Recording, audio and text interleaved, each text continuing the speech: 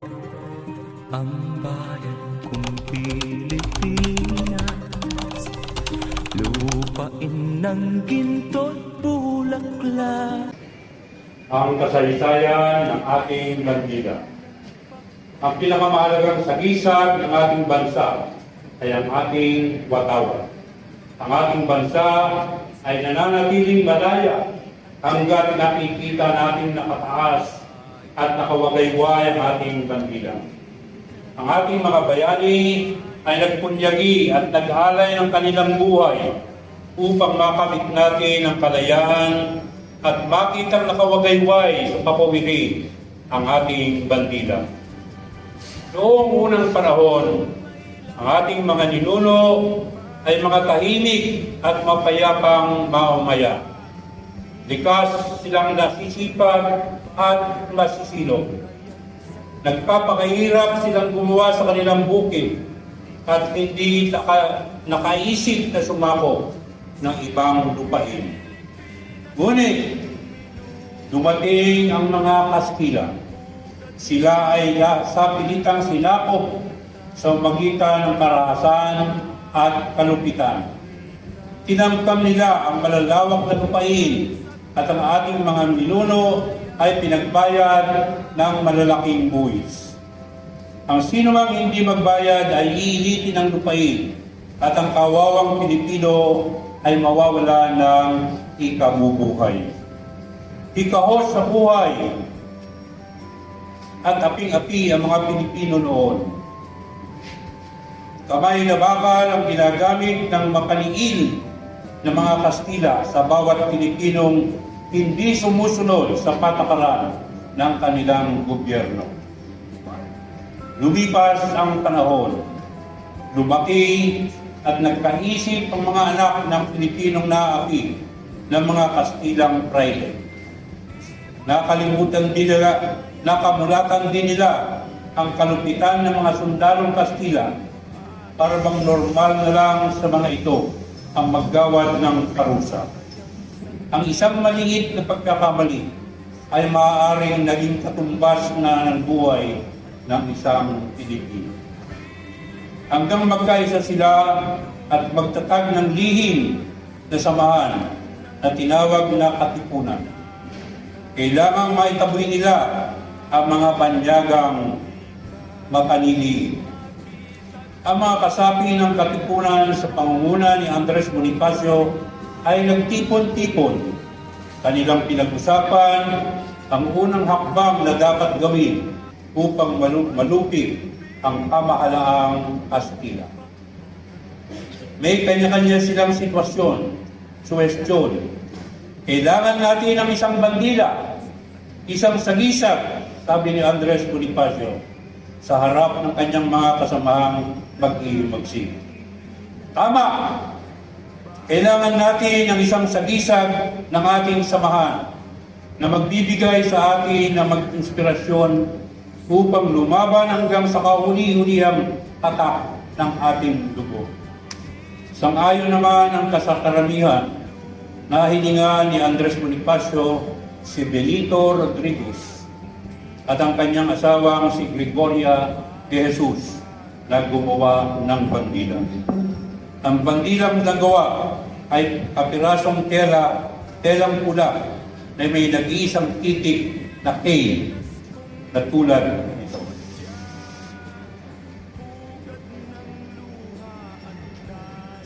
Subalit ang mga kasapi ay gumuhit at nagdibuho ng iba na isinalin sa kapirasong telang kulay pula na may tatlong malalaking pipika naman sa gitna.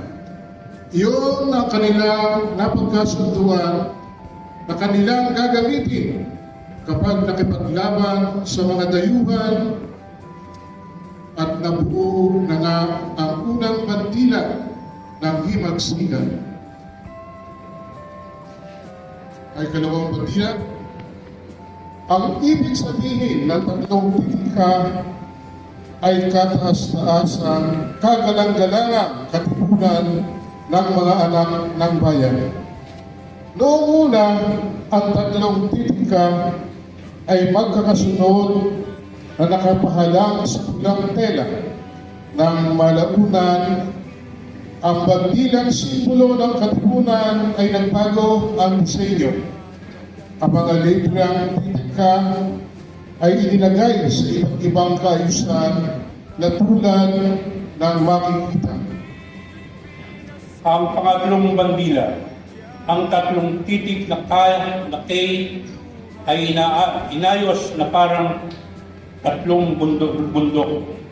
Ang isang titik K ay nasa tuktok at ang dalawa pa ay nasa labas. Isa sa kaliwa at isa sa kanan. Ang kinalalagyan ay pupularin, tanda ng dugo at katapangan ng mga maghihibagsik para sa kalayaan. Sa Nueva Ecija, ang mga maghihibagsik na sa pamumuno ni General Mariano Llanera ay nagtipon-tipon matapos makarating sa kanilang kaalaman ang pagkalagas ng marami nilang kasamahan na katipunero. Mga kasama, sa ating mga kapatid ang namatay sa ibang lugar. Dahil dito, kailangan ipakita natin sa mga mananakop na dayuhan na tayo ay lalaban hanggang kamatayan. Hindi natin sila uhurungan sigaw ng isang maghihimagsik. Dahil sa malungkot na pangyayari, napagkaisahan nilang gumawa ng panibagong bandila. Ang pang-apat na bandila. Gamit nila ay itim na telang parihaba na ang kahulugan ay pagluluksan sa kamatayan ng kanilang kasamahan. Nakaletra sa itim na tela ang kaisa-isang titika sa dakong kaliwa na simbolo ng walang katapusang pagkakaisa ng mga katipunero. Sa bandang kanan naman ay nakatatag ang nakakatakot na puting buhok at dalawang magkakrus na buto na nagsisilbing babala sa mga kaaway. Ibig sabihin ito ay paghihiganti nila ang mga kasamahang namatay. Ang kakaibang bandila ay nakatuwaan pangbiroy ni Andres Bonifacio. Ito raw ay bungo ni General Mariano Noñez Llanera. Ganoon pa man, tanggap ng karamihan ang bagong bandila. Naging masigasig ang kampanya sa Nueva Ecija laban sa mga Kastila sa ilalim ng pamumuno ng matapang na General Llanera. Subalit sa kasamaang palad ay natalo sila. Nagapi sila ng mga sundalong Kastila na armado ng malalakas na armas. Maraming katipunero ang mga nangasawi at ang may hawak ng kakaibang bandila ay pinaulanan ng pulo ng kalaban. Pinagutay-gutay ng mga Kastila ang bandila, kung kaya ang bandilang Pilipino ay maihalin tulad sa taong namatay. Ang nararanasang pagkatalo ay lalo lamang nagpapangis sa mga katipunero. Lalo silang dumami at ang apoy ng himagsikan ay lalong nag-alab. Buhat sa Maynila, ang himagsikan ay kumalat patungong Cavite, Batangas, Bulacan, Pampanga, Nueva Ecija. Dahil wala ng bandilang itim na may bungo na gawa ni General Llanera, ay napagkasunduan ng mga katipunero ang pagkakaroon ng panibagong bandila na kanilang gagamitin. Ang kanilang supremo na si Andres Bonifacio ay gumawa ng panibagong disenyo ng bandila. Ang ikalimang bandila. Sa pinakagitna ng telang parihaba na kulay pula ay naroon ang isang malaking araw na maraming sinag. Ang araw ay simbolo na ito ang ilaw ng nagagabay sa mga maraming mag-iibagsik sa kanilang pakikibaka at pagpupunyagi para makamit ang kalayaan. Ang sinag ng araw naman ay sumisimbolo ng liwanag na ikakalat sa lahat ng dako ng Pilipinas. Makikita ang nakatatak sa araw ng kahalang sa ilalim ng araw ng 3 K na letra. Ang bandilang ito ay ginamit ni Andres Bonifacio sa kauna-unahang iyang pakikipaglaban sa buo ng mga sundalong Kastila sa lugar ng Balintawak. Tumindi ang himagsikan at dahil doon, mas maraming buhay ang nalagas sa kampo ng mga Katipunero. Ngunit sa kabila noon, lalo pang dumami ang gustong sumapi sa samahan. Umabot sa pamahalaang Kastila ang pagdami ng bilang ng mga Katipunero. Kaya nagpakalat ito ng mga taong magpamanman sa iba't ibang lugar. Dahil doon, minabuti ng mga Katipunero na baguhin ang bandilang sagisag ng kanilang pakikipaglaban. Kailangan nilang tanggalin ang letrang K sa bandila para maligaw ang paniniwala ng mga kalaban at hindi lantarang matukoy. Ang ika-6 na bandila. At kanilangan binuo ang panibagong bandila. Habang patuloy ang kanilang paghihimagsik, walang partikular na lugar ang kasalukuyan na umuna sa paglaban sa mga Kastila. Sa mga lugar na ito ay buong tapang na ibinibigay ng mga Katipunero ang lahat ng kanilang kakayanan para makamit ang pinakamimiting kalayaan mula sa kamay ng mga Kastila. Ang tela ay pulang parihaba, sa gitna ay may nakatibuho na isang malaking araw na mayroong maraming sinag. Sinasagisag nito ang liwanag na tatanglaw at gagabay sa mga Pilipinong handang lumaban at magpuwis ng buhay para makamit ang minimithing kalayaan. Sa loob ng disenyo araw ay makikita ang letrang I. Hindi alam ng mga Kastila na ang letrang ito ay katumbas ng letrang K sa Tagalog. Umigpit ng gusto ang pagsubaybay ng mga kalabang Kastila sa lahat ng lugar dahil hindi nila matukoy kung aling probinsya ang kasama at kalahok sa 8 nangunguna sa himagsikan.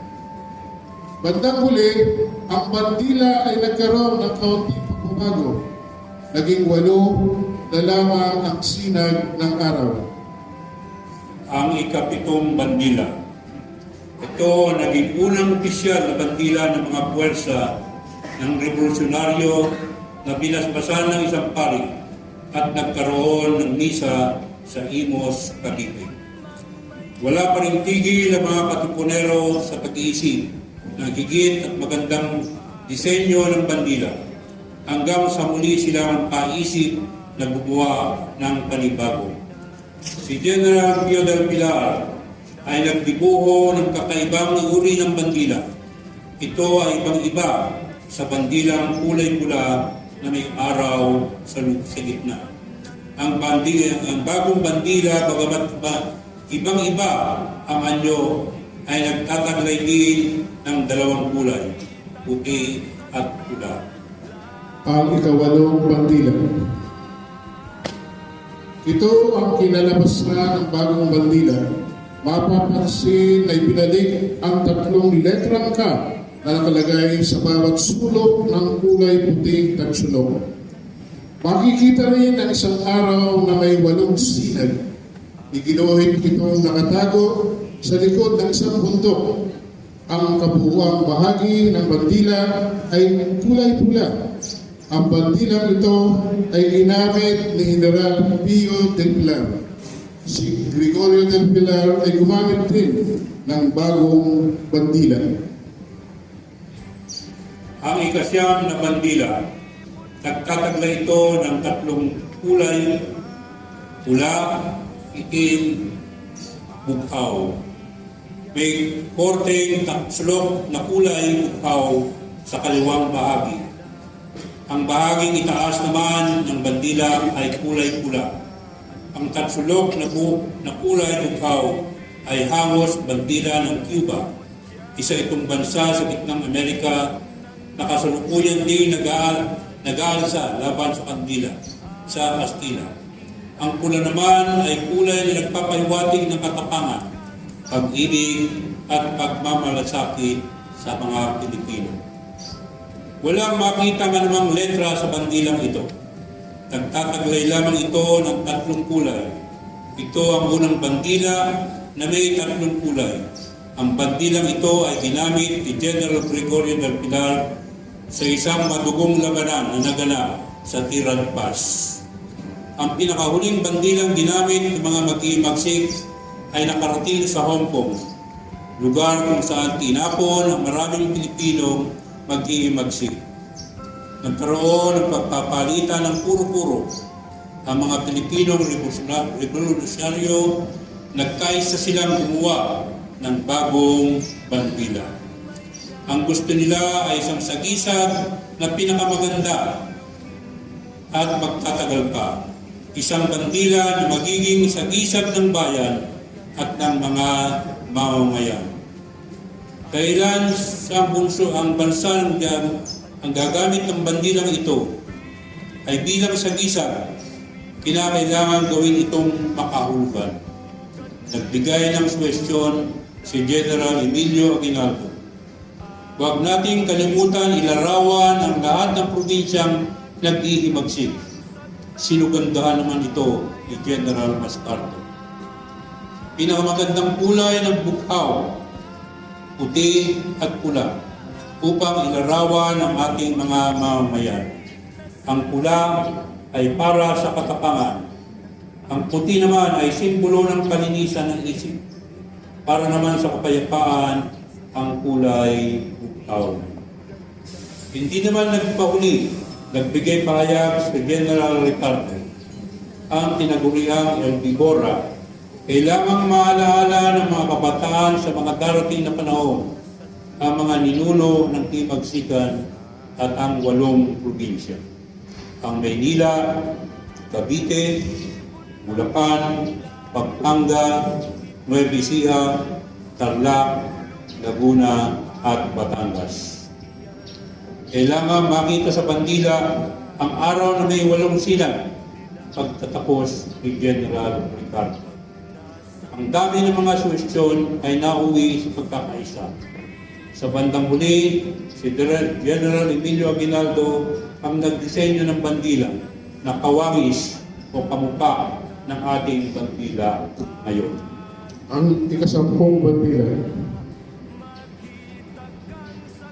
sa Morrison Hill, Hong Kong, ay pinagtulungang tahiin ang bandila ni Ginang Marcela de Agoncillo, ang kanyang anak na si Lorenza, at si Ginang Josefina Herbosa di Natividad, na pamangkin ni Dr. Jose Rizal.